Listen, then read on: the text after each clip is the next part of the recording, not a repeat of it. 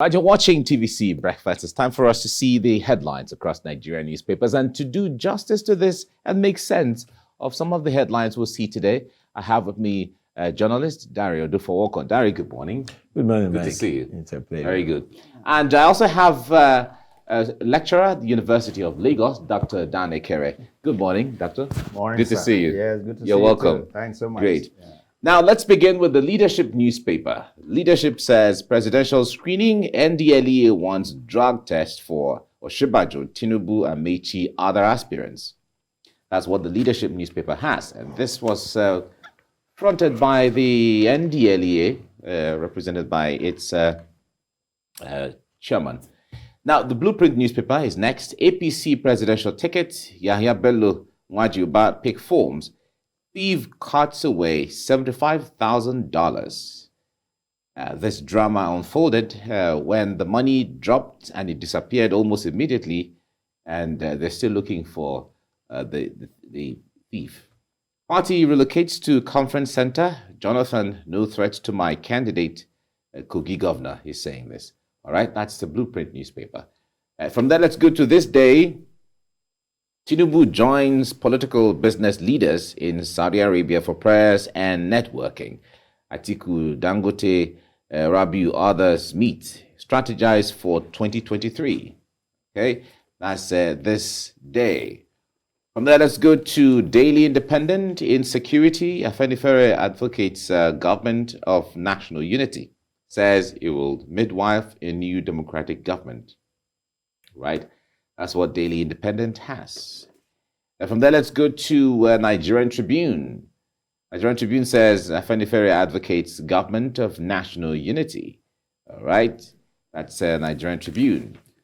Now, this Nigeria is next. Resign in 72 hours or forget 2023 ambition. Amechi, Ngige, Malami, others may be affected. I am not aware of 3 days resignation order. Labour Minister is saying this. All right. Remember that based on the guidelines, the new electoral guidelines, one way or the other, it is recommended that if you're going to contest, you resign. This Nigeria. Now, the Daily Trust is next. Disqualification threat. How APC guidelines put Amechi, Ngige, Malami, others in tight corner. Aspirants have 72 hours to resign. I am not aware of new rules. Labour Minister is saying this. Not aware at all. The Punch newspaper is next. Electoral Act. More commissioners step down as Buhari's ministers refuse to go. More commissioners step down as Buhari's ministers refuse to go. Governor Tambuwal's 11 commissioners, SSG, Chief of Staff resign. Amosun joined presidential race. Yahya Bello Nwajuba pick forms. I won't resign, says Ngige. And NLC flares campaigns amid ASU strike. Okay, that's the Punch newspaper. From there, let's go to the Vanguard newspaper. Electoral Act, Ngige Nwajuba opt not to resign. Constitution permits aspirants to resign only 30 days to poll. Nwajuba is saying this, and Section 84, Subsection 12 of the Electoral Act has been struck down by a court. Ngige is saying this. Party aborts resignation notice. Okay, this is part of the controversial issue that maybe we'll talk about this as we get along. Daily Sun is next, and it says APC set to disqualify aspirants over resignation. Party's deadline to political appointees to quit expires this weekend. I won't resign, vows Ngige, citing court's order on Section 84(12). Okay, we'll certainly look at it. The Nation newspaper is next, and it says 2023 battle for tickets pits governors against senators. Tension in states over slots. Parties moderate struggle for positions. Okay, that's The Nation. National economy. Nigeria achieves 3.3 trillion naira capital retention on oil sector as local content grows to 42%. That's the national economy. Business Day is next, and it says Nigerians woes worsen on oil sector mismanagement. Right? He gives a breakdown of all of those there. All right. Now, from there, let's go to the Guardian newspaper. And it says, a power sector. Federal government sinks more funds despite low performance. Federal Executive Council approves multi-billion naira contracts for electricity supply. NERC speaking for discos, a misplaced priority. Stakeholders are saying this. Repeated grid collapse pushes federal government to revive $2.3 billion power deal. And experts seek involvement of states in discos and gencos.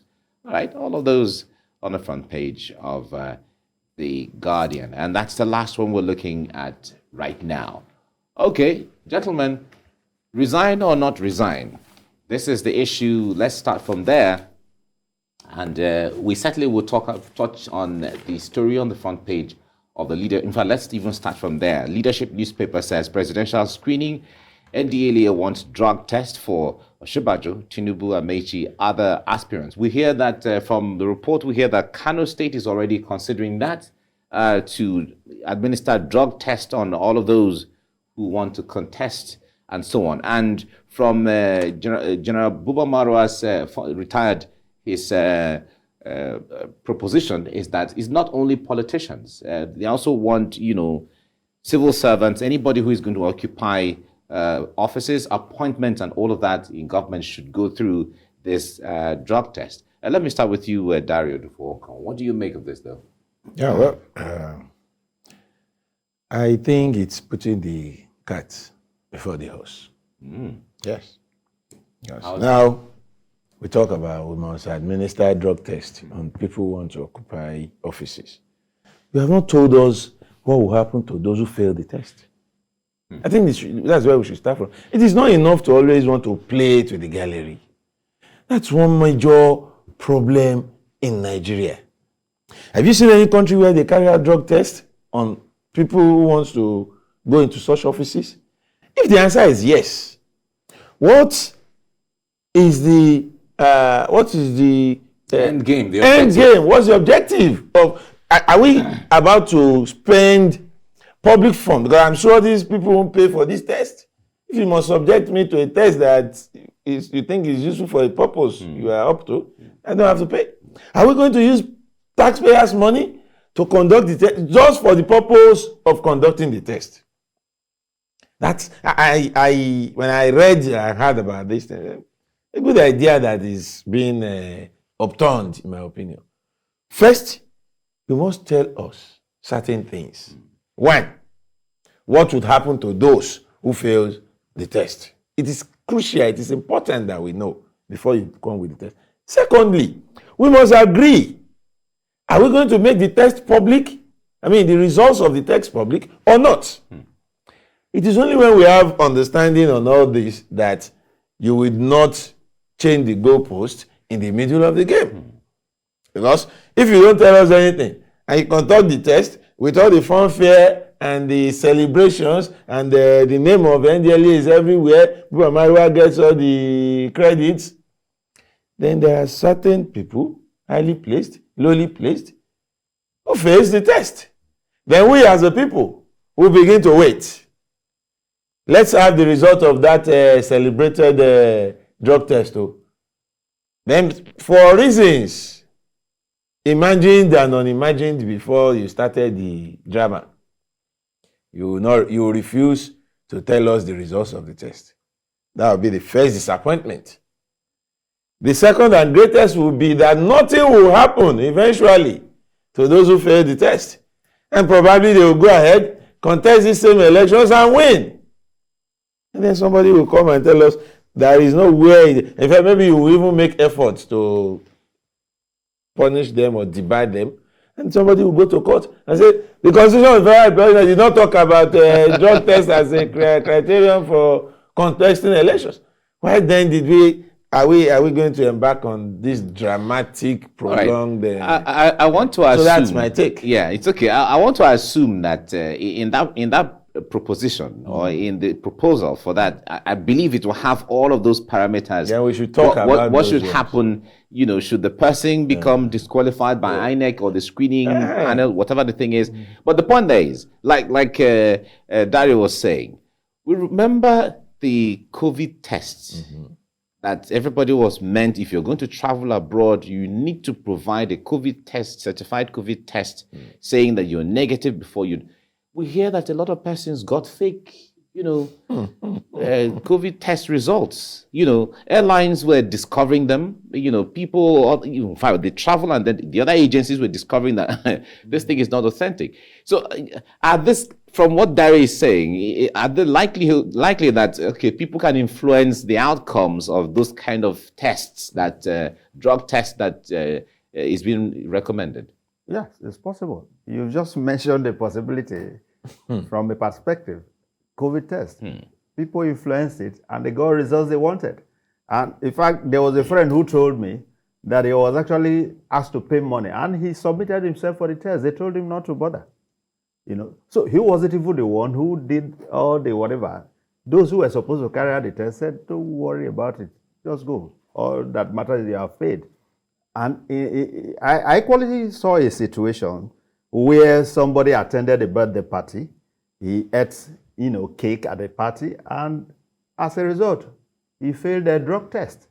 He got admission into a university, and he was subjected to test, and because of that, the guy, not knowing that they used cake. He attended a cousin's birthday, and he ate cake at the party, and that was it. So a lot of things could happen, but I don't know really if drug taking will make for maybe poor performance and all of that. And if it is so important, then we'll start with Buba Marwa and the rest of them who are already there, so that we know that before you begin to talk about that, you have purged yourself. I don't know if he has submitted himself for such a test, because if it's a condition to hold public office, that we must start with those who are already in public offices, because already we are seeing a lot of challenges with governance in Nigeria. So that could be the reason. Nobody can tell. If it is, then let's see it. People being under different kind of influences. Yes, so if that is the case, there was equally a recommendation, a proposal, that drivers should be subjected to, is it psychiatric tests or drug tests? I can't remember now. I don't know how many have been subjected to that test. I don't know how many have been found culpable. I don't know how many have been disciplined one way or the other. So is it just, a jamboree or something? Does it really have a goal? What is the goal? So for me, we need to be serious, because at the end of the day, if maybe somebody is actually appointed into an office and you are asking for that, there's no legal backing for this, the tendency is that it will just, fall like a crash, like a pack of cards. So for me, that's not the major issue. That's not even the determining factor of who should be our president or who should be what. We know what we want as a people. But will the system give us that we want? That is a challenge. Already, party system is a stumbling block to even get it the best. Already, because at the level of the party determines who becomes the candidate they will field. It's most likely that what people are even looking at, or the people we are expecting to come out, might not be the ones that the party will eventually drop. So challenges are everywhere. Let's address the most critical ones, really. If we are able to surmount those ones, I'm sure that the issue of drug tests and the rest, their performance will tell us whether they are under the influence of drugs and the rest of it. So that's my thinking, really. That's all right. Yeah. I think, on the other hand, even beyond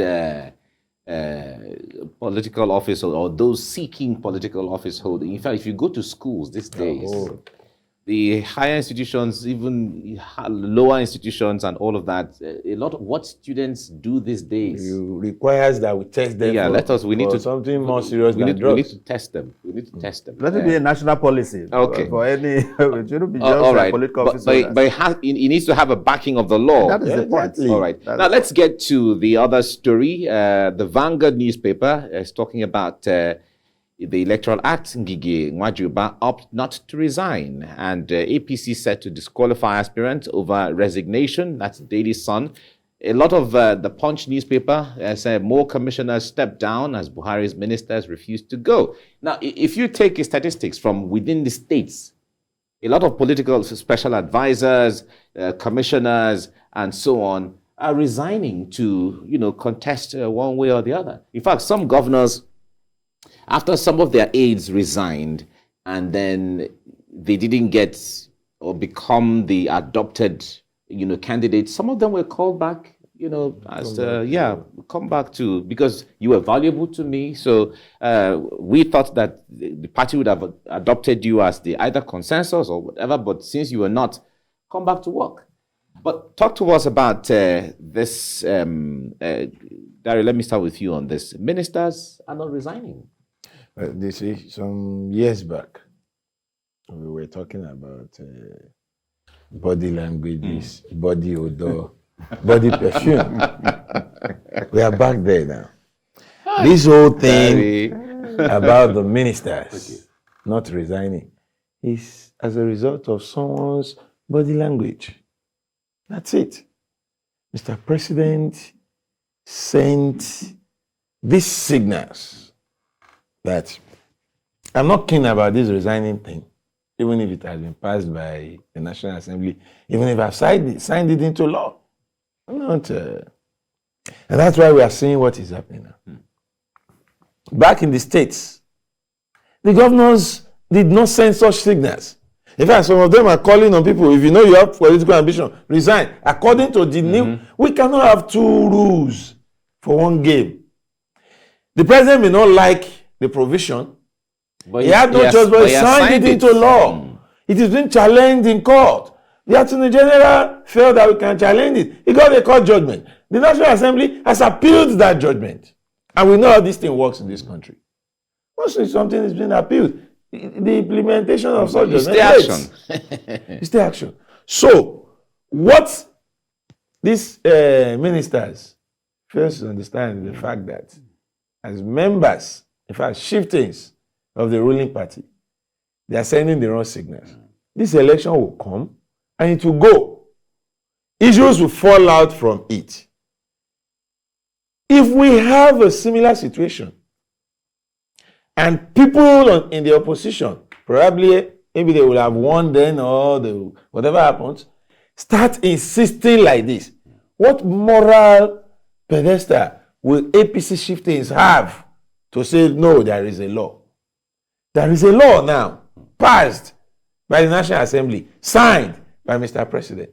It is subsisting for now, irrespective of how anybody feels about it. But the court judgment from Umuahia, that's recommended, or that rule that Section 8412 be expunged. In fact, ordered the Minister of to expunge it. Yes. Now that is a court ruling, and it stands in the eyes of the law. However, the National Assembly is appealing it. Yes. So when they say stay action or stay execution, whatever the thing is, there is still the confusion as to when you say stay action, is it the one before the court judgment or the one after the court judgment? We've had several issues like this. Yes. As long as it is a superior court that the case has been moved to. I'm not a lawyer, but we've seen instances like this. The appeal court now has the duty of deciding on this matter. Don't forget that there is a stipulated time within which you must appeal. Yes. The National Assembly did the needful.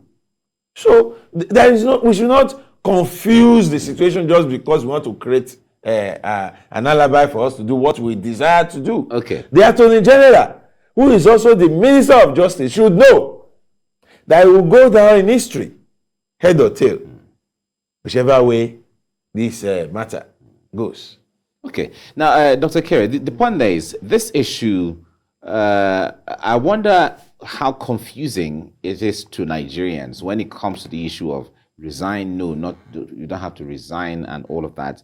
Now, a lot of persons are saying that the ruling party that should come with the clear-cut standard for these things, is not saying anything. Is just allowing things to be, and that wouldn't set good precedence as the way forward. Well, thank you. I don't think the ruling party need to set any standard or precedent. The law is the standard. So what matters is the law.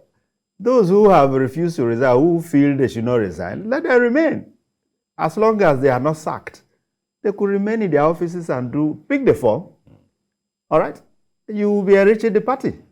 Yes. So, because at the end of the day, and if the party is foolish enough, naive enough to actually allow such persons to take serious positions, what happened in some states will eventually happen at the end of the day. And the lucky one might just be smiling to the swearing-in ceremony.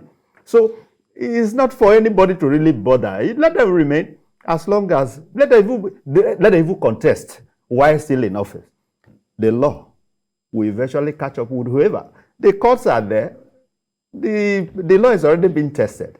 Yeah, so we shouldn't bother ourselves. And again, it's not in the DNA of these our politicians to resign. You should always know that.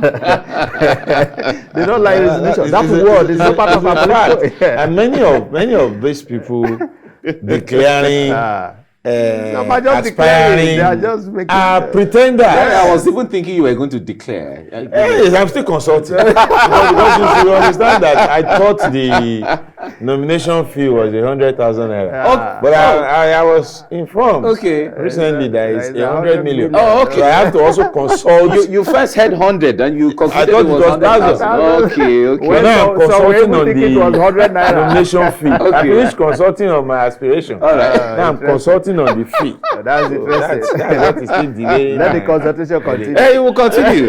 But you know, time is elapsing. So Don't worry. That's why we are talking about resigning and not resigning. Okay, all right. So we have time. You don't need to resign. I may join those who refuse to resign. All right. Now, basically, the point there is the race for 2023 is heating up. Politicians going for Hajj, a lot of them are consulting, meeting, strategizing, negotiating, aligning, and all of that. Others are traveling on holidays, using the period of time to align and strategize and all of that. At the end of the day, Nigerians are the ultimate ones who will make the final decision. Okay, who becomes the president? Who are we giving this job? To run for president, run for vice president, run for governor, run for all of the offices as the case may be. But are Nigerians asking these questions now? Dr. Kerry, let me come to you first. Because if you go on Twitter, or you go on social media, or you engage people, there is the issue of, we like this person. No, we don't like the other person. This person is from the south. This person is from the north. This person, and all of that. But are they asking the critical questions of, this person, what is the pedigree? What is this person coming to do? And things truly, that is part of the challenge within Nigeria politics. We don't really bother about the quality much. We don't bother much. We're interested in, if we are bothered about quality, why are we talking about zoning? Why are we really interested in zoning? What should matter is the right person, the one who has the quality, the requisite qualities to run the office. But we are interested in, it has to be our turn. It has to be their turn. It has to be this. Those are the issues. And now, those who are even aspiring, they have not considered those who will do the voting. Because for now, it's not yet their turn. It's still here. It's not the turn of those who will decide yet. It has nothing to do with the main electorate. It's about the party now. It's still a struggle for who gets the ticket of the party. And interestingly, the parties have set their standards. But unfortunately, I doubt if they have equally considered what the people are looking out for. And if any party that fails to do that, might eventually, except we are saying that we still have a situation where votes don't count. But should vote count, you must be interested in the kind of candidates that will be marketable, that the people will be interested in, who has the requisite qualities, who don't have any skeleton in his or her cupboard. And once you present the right candidate, the kind of candidate that people are actually looking out for, it will shock you that they will come. But unfortunately, the political terrain in Nigeria is another very interesting one. That you find these youth who clamor for youth taking over. When the election comes, they vote for the old men as well. So this is part of the challenge and then you begin to hear that, because of monetary issues. Yes, it has a lot to do with voting, but it's just a decision of one day. Can't we do without all those, take this 5,000, take this 2,000, and vote for me, I sell your destiny for the next 4 years and the rest? Can't we do without it? We have seen, youthful candidates, people who have what it takes with all the energy and the rest. The youth don't even want to listen to them because they are looking for money that they will get from aspirants or candidates. So these are part of the challenges we are having, and it will surely affect the entire political process. So we must be guided by the kind of, because the government will have tomorrow, or the one we have today was our own desire. The one we have tomorrow is the same thing. So let's not regret later after collecting whatever from these aspirants. Okay. Dari, now Dr. Kerry said something. That it is not the turn of the electorate yet. They are the last on the chain, on the entire chain, they are the last. But the point there is that the candidate that is given to them, they don't make the choice. Because the point there is if there are 200 million people, and out of the 200 million people, let's assume 1 million randomly came out to say they want to vote. It is not the electorate that decides at the party level who wins primaries and who becomes the candidate of the party. So they are not involved in that decision. Now, when it comes to inclusion, the real, true inclusion we're talking about, how involved should people be in that decision, where it is not party persons alone, just in 30 seconds? No. The decision to choose or nominate candidates is actually for the people. It is only that here in our own clan, we don't do things the right way. I was going through a study, and I discovered that in the United States, parties, before the nomination of candidates, do opinion polls to find out the kind of president the people want. Are you getting it? Yes. Republican Party, Democrats, first do polls. This season, what are Americans looking for? So it is the result of that opinion poll that guides what they present. In that way, you will discover that the people decided, even the candidates. But in Nigeria, look at the social media, check the platforms. What are we discussing? Are we talking about the kind of president we want? No. We are talking about our preference for one tribe or the other. For one region or the other. And we are talking based on mere likeness. Okay. We like this man. This man. We are not talking about what they have done before, because this man have done this in this state, because he has been this before, because he's been able to turn around this, because he put in place this system that is running in this state. This man is the kind of president we want. No. For as much as we are not talking in that direction, we will not influence what the parties will do. Okay. We have to leave it here now due to time. You made a very strong point there, Dario Dufowokan. Thank you so much for coming. Thank you. Dr. Danekere, thank you for coming as well. It's always a pleasure. Thank you. Great.